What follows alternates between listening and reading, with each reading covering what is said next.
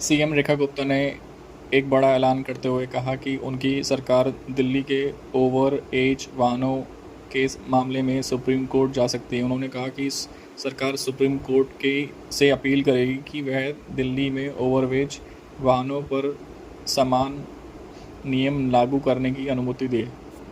दिल्ली की सीएम रेखा गुप्ता ने रविवार को कहा कि उनकी सरकार सुप्रीम कोर्ट से गुजारिश करेगी कि वह राष्ट्रीय राजधानी में ओवर एज वाहनों समान नियम लागू करने की जैसा कि देश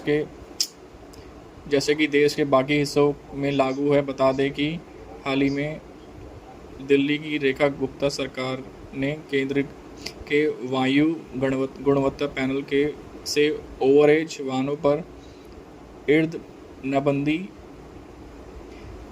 को सस्पेंड करने की गुजारिश की थी। दिल्ली सरकार ने कहा था कि वह राष्ट्रीय राजधानी की सड़कों पर ओवर एज वाहनों की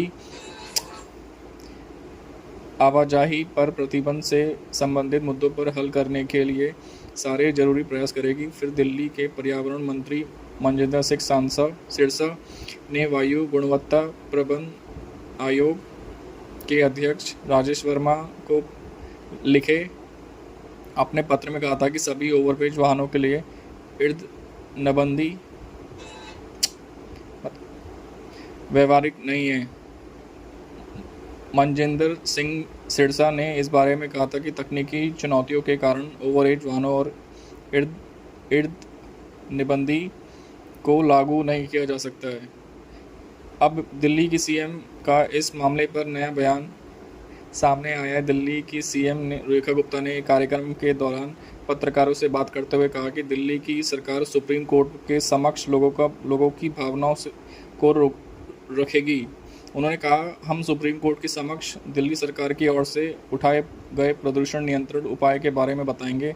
वाहनों के बारे में पूरे देश में लागू होने वाले मापदंड दिल्ली पर भी लागू होने चाहिए। हम चाहते हैं कि दिल्ली वासियों को किसी भी तरह की असुविधा का सामना नहीं करना पड़े।